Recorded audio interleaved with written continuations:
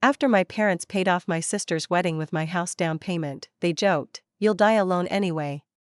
I didn't say a word. Until I was handed the microphone at the reception. "So, you're seriously not coming to the wedding?" my sister Callie asked me over FaceTime, curling her hair on the screen like it was just a regular catch-up. I looked at her, the image of her glowing in her bridal robe, a glass of champagne in one hand, and felt my stomach twist. "I wasn't invited," I said flatly. "Unless you count my stolen savings as the RSVP." She rolled her eyes. "Marta, come on. It's not like that." I didn't answer her. Because it was exactly like that. My name is Marta.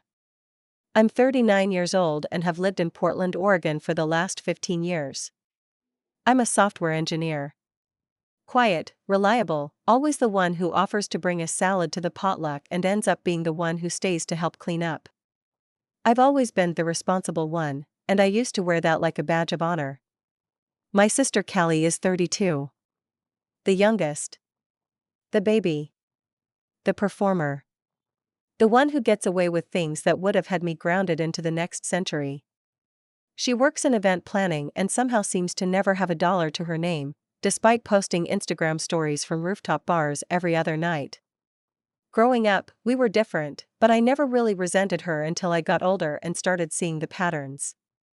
Our parents, Dan and Marcia, are in their mid-60s.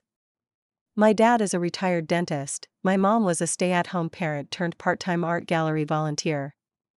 They're the kind of parents who still talk about raising two beautiful daughters, even if it's clear they've been orbiting around one of those daughters for the past 3 decades. The situation started unraveling about 5 months ago. I'd been saving for a house for years. I don't spend lavishly. I don't travel often. I cook at home, I don't shop for designer anything. I've been frugal, determined. After a decade of carefully managing my finances, I'd finally reached a place where I had $78,000 saved for a down payment. It was all sitting in a high-yield savings account, and I'd just started working with a realtor in Beaverton to find a modest townhouse or bungalow. It wasn't a dream mansion. Just a place I could make my own. Around that time, Callie got engaged to her boyfriend of a year and a half, Jeremy.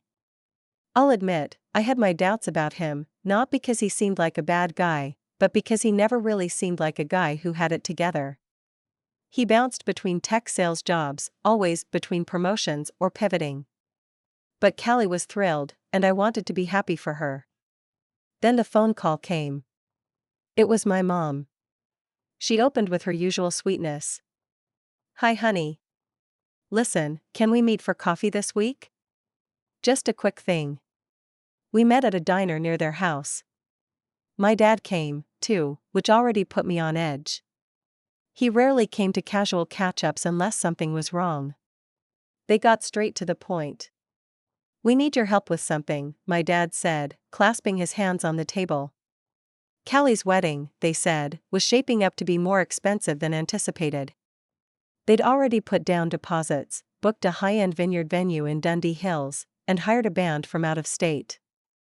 Apparently, Callie had her heart set on a once-in-a-lifetime experience. And now they were falling short. They wanted to borrow money from me. Specifically, $60,000. I laughed. Not because it was funny, but because I couldn't believe the audacity. "You're serious?" I asked. "We know you've been saving," my mom said carefully, "and we wouldn't ask if we didn't know you could manage." I told them no. Immediately. Without hesitation. "I'm not giving up my house for a wedding." "You've got to be kidding me." They didn't argue right away. They left the table looking defeated. I assumed, craply, that the matter was closed. A week later, I logged into the joint bank account I still had open with my dad from when I was younger. I used it for occasional money transfers and never thought to close it, since there was rarely any activity. The balance was $12.34.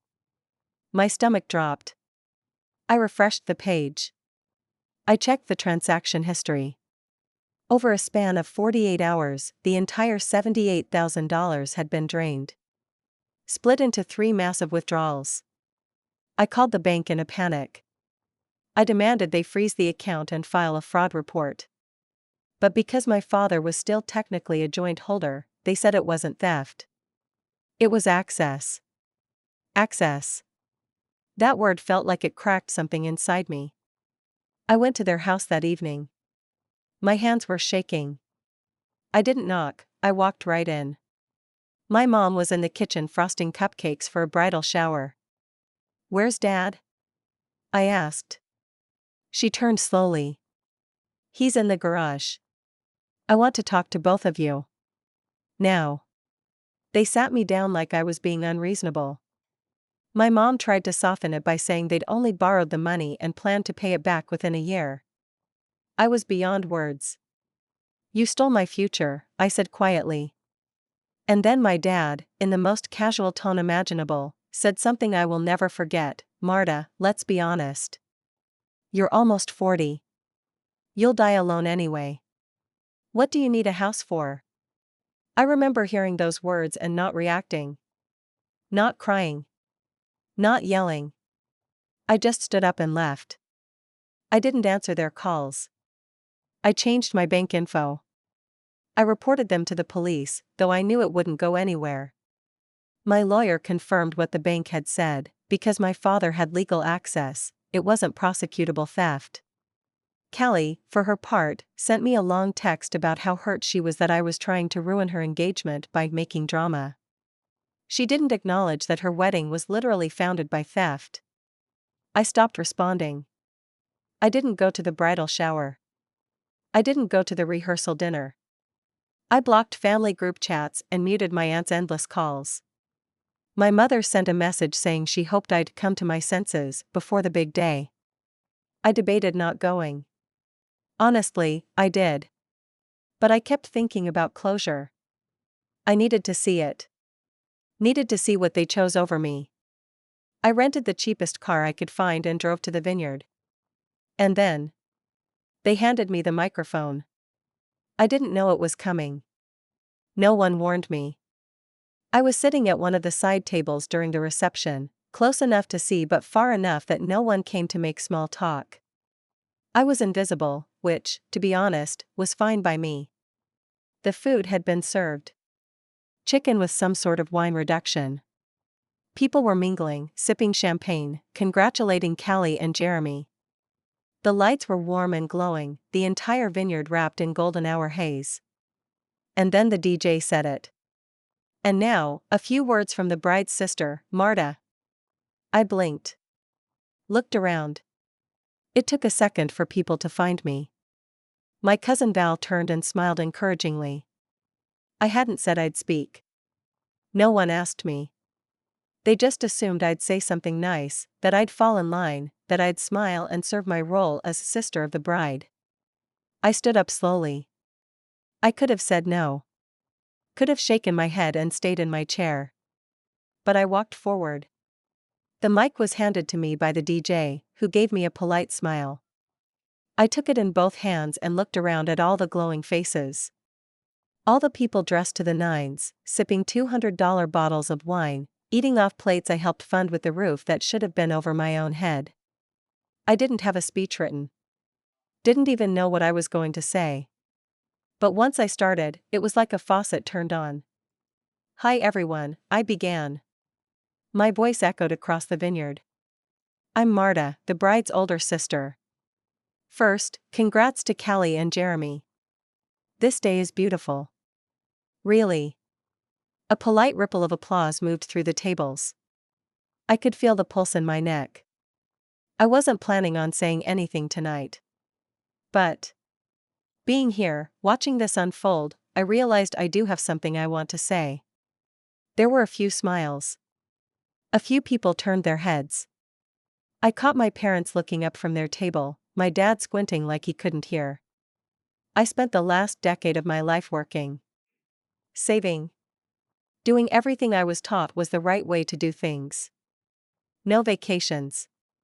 No luxury. Just hard work, good credit, and frugality. The room was quiet now. A waiter stopped mid-pour. I saved $78,000 for a house.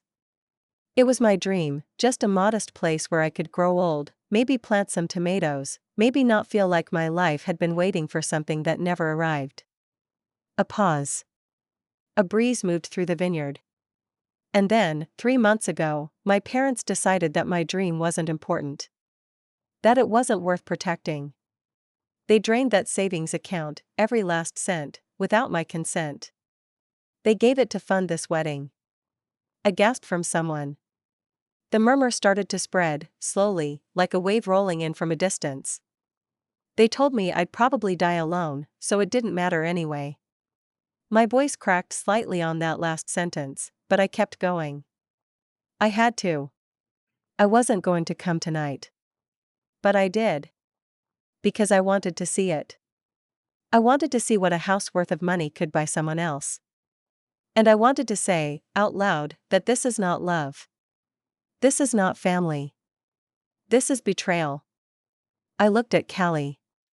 She wasn't smiling anymore. Her lips were pressed tight. Jeremy looked frozen. To everyone else here, congratulations. I genuinely hope you have a wonderful night. But to those who thought I'd sit quietly while you rewrote my future and laughed in my face, I just wanted you to know, I see you. And I'm done. I handed the mic back. I didn't wait for a response. I walked away from the altar area, through the rows of twinkle-lit tables, past shocked guests and wide eyes and wine glasses halfway to lips. I didn't cry. Not yet. I made it to my rental car, sat in the driver's seat, and stared at the steering wheel. My hands were steady. The fallout came quickly. By the time I got home that night, I had a dozen texts from Callie. Some pleading, some furious. She asked how I could humiliate her on her wedding day. She accused me of trying to ruin her life. My parents, unsurprisingly, were livid. My mom sent a long Facebook message about how disappointed she was in my behavior and how I should have handled things privately. My dad didn't message me at all. But I heard from my uncle, my mom's brother, who said he was deeply ashamed of what he just learned. He offered to help me find a lawyer. The next week, I filed a formal complaint with the bank. I pushed back harder this time. I provided documentation, copies of text messages, screenshots of my prior warnings, everything I had. It was a long shot, but something strange happened. About 3 weeks after the wedding, I got a call. The bank said they were initiating an internal audit due to irregular transfer activity. They didn't promise results, but said my complaint raised red flags. Apparently, one of the withdrawals happened during a period when my dad was supposedly in Mexico for dental outreach work. Suspicious. I didn't celebrate yet. But I let that seed of hope sit quietly in the back of my mind. In the meantime, I began picking up freelance contracts on top of my full-time job. I didn't do it to replace what I lost. That felt impossible. But I needed to build forward momentum, even if it was small. I stopped talking to my parents. Entirely. When my aunt tried to act as mediator, saying they're just proud and didn't know how to say sorry, I told her plainly, pride doesn't justify theft. I know some people would ask, why not just forgive and move on? But here's the thing. They didn't ask. They didn't apologize. Not once. Not even after I said it all out loud in front of their friends, their extended family, their daughter's entire social world. I realized, in the clearest way possible, that they didn't see me as a person. I was a resource. A backup plan. An ATM that unfortunately had thoughts and feelings. So I removed myself from the equation. Weeks turned into a month. The silence from my parents wasn't unexpected. I hadn't heard from them directly since the wedding night. Not a single call. No attempt to make things right, no olive branch. Nothing. I wasn't even sure if they were still angry or if they'd just decided I was no longer their daughter. Either way, I was done chasing the approval I now realized I'd never get. Callie, though, kept trying. At first, it was the same rotating script, accusations, guilt-tripping, then the occasional pseudo-apology that always ended with how I ruined her big day. One message, I remember, stood out: "You could have just come to me privately. I didn't know they took your money. I never asked them to." I didn't respond. Not immediately. I didn't trust her. I'd seen her post on Instagram the day after the wedding, a carousel of photos from the vineyard, captioned "A fairy tale come true, ring sparkles #blessed." My name wasn't mentioned once. Neither was any of what had happened. It was like she'd wiped me from the memory of the day. Edited me out like a blemish in a picture. Still, about 6 weeks after the wedding, she asked to meet in person. I said no. Then she asked again. She offered to drive me, and said she'd pay for lunch. For reasons I still can't entirely explain, maybe curiosity, maybe closure, I agreed. We met at a coffee shop near my new apartment.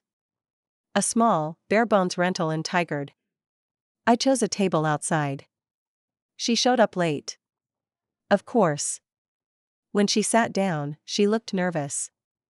Her nails were freshly done, her hair perfect as usual, but she had that twitchy look she got when she wanted something. "I really am sorry," she said, after we ordered. "I didn't know the whole story. Mom told me you were exaggerating." I stared at her for a moment. "Exaggerating?" "She made it sound like you gave them permission. Or at least that you weren't totally against it." I didn't respond. Just let the silence grow heavy between us. Callie fidgeted. "Look, I know you're mad. You have every right to be. But can we just not let this break us apart?"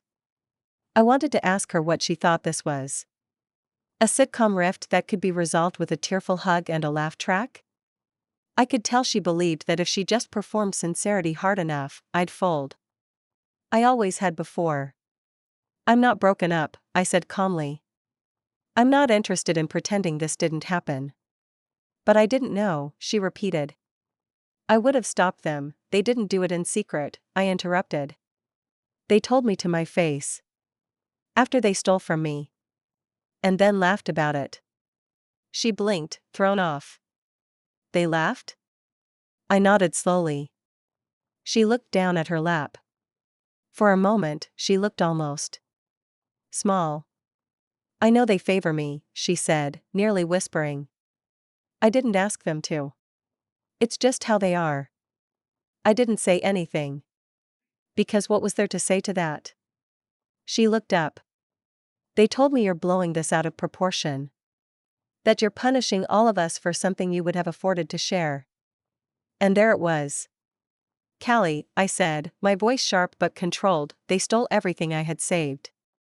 Every hour of overtime. I skipped every vacation. Every choice I made over 10 years to secure my future. That wasn't sharing. That was betrayal." She didn't look away. "You're right," she said. "You're totally right." I was caught off guard. I'd expected excuses, maybe more denial. "Not that. I asked them to pay you back," she added. "They said no. Said it wasn't about money anymore. That you embarrassed them." I laughed once, bitterly. "I'm sure I did." Callie looked down again. "I don't want to lose my sister." I sighed and stood. "Then you probably should have asked them where that money came from before you walked down the aisle in a $14,000 dress." She flinched, but I was already walking away. About 2 months after the wedding, I got a letter in the mail from the bank's internal audit department. Not a call. A letter. Inside was a brief but clear message. Following their investigation, they had found unauthorized access anomalies linked to 2 of the 3 withdrawals. They weren't able to recover the full amount, but they were refunding $27,000 to my account as a gesture of goodwill pending further legal review. It wasn't everything. But it was something. I remember staring at that letter, reading it 3 times, then just placing it on the counter and sitting in silence. I wasn't happy, exactly. It didn't feel like a win. But it felt like something had shifted. The world hadn't completely failed me. A few weeks later, I used some of the returned money to hire a financial advisor. Someone independent, someone who didn't know my parents, someone with no emotional ties. We went through what I had left, what I could realistically rebuild. She asked me what my goals were. I told her the truth, I just want something of my own. Somewhere no one can take from me. That's where I started again. Small steps. Reclaiming routines. Walking to the park. Cooking in my little kitchen. Starting seeds in recycled jars on my windowsill, basil, rosemary, cherry tomatoes. It wasn't a garden, not yet. But it was something living that belonged to me. My friends, my real family, stepped in quietly. Brianna dropped off homemade bread. Raj invited me to his daughter's birthday party even though he knew I hated children's events, just to make sure I felt included. My boss let me take on remote projects so I could avoid coming into the office for a while. The ache of betrayal never fully leaves. But it becomes quieter. Especially when you stop giving it space to grow. 6 months passed. 6 long, quiet months where I didn't see or speak to my parents. Where I let the silence stretch like a canyon and found, to my own surprise, that I didn't miss them. Not even a little. Callie messaged a few more times, on holidays, on her birthday, on mine. I ignored most of them. Her messages were increasingly desperate, like someone trying to patch a sinking boat with tape. The damage had been done. There was no sister bond to salvage when that bond was always one-sided. But I wasn't angry anymore. I was just done. And then, the email came. It was from Callie. The subject line, "Please, just read." I almost deleted it. But curiosity won. Inside was a wall of text. She said her marriage was already strained. That Jeremy had quit his job 2 months after the wedding and had been living off her income since. She said he spent money recklessly and refused to go to therapy with her. She said she was considering divorce, but that their finances were tangled. And, at the end of it all, she asked if she could move in with me just for a while. Just until she got back on her feet. I stared at my screen for a long time. There was a time, years ago, when I would have said yes. When I would have rearranged my life to accommodate her disaster. But that version of me didn't live here anymore. I didn't respond. Not right away. Instead, I printed the email. Folded it neatly. Slipped it into an envelope and mailed it to my parents. Inside, I included a sticky note with one sentence: "This is the daughter you invested in. Enjoy your return." I never got a response. I didn't need one. But that wasn't revenge. Not really. That came a month later, when I closed on my house. A modest little single-level home just outside Hillsborough. 3 bedrooms. A sunny front yard. A backyard just big enough for tomatoes and rosemary and maybe, one day, chickens. It wasn't the dream house I'd originally saved for. But it was mine. Mine. The best part? The down payment came not just from what the bank had returned, but from something unexpected. A friend, someone I'd worked freelance contracts with over the years, heard my story. She connected me with her brother, who was looking for a business partner in a niche software startup. The work was flexible. The equity is generous. I hesitated, but eventually said yes. In the weeks after, as my parents stewed in their chosen silence, I posted a few pictures to social media. Nothing dramatic. Just my house key. My new mailbox. A photo of the tomato seedlings beginning to sprout. Callie saw them. She liked them. She didn't say anything, but I could see the receipts on the stories. She watched all of them. Then, I posted one final photo. It was a shot of me, barefoot in the backyard, holding a coffee cup, with my cat newly adopted perched beside me. The caption read, "Funny how things grow when you stop watering the wrong people." That one? That went a little viral. I had friends reach out. Coworkers shared it. A cousin who had always stayed neutral messaged me to say, I knew something was off that day. Good for you. The satisfaction wasn't loud. It didn't come from screaming or burning bridges. It came from the quiet, peaceful certainty that I had won, simply by surviving, building, and walking away. Because the best revenge isn't cruelty. It's showing them you never needed them to bloom.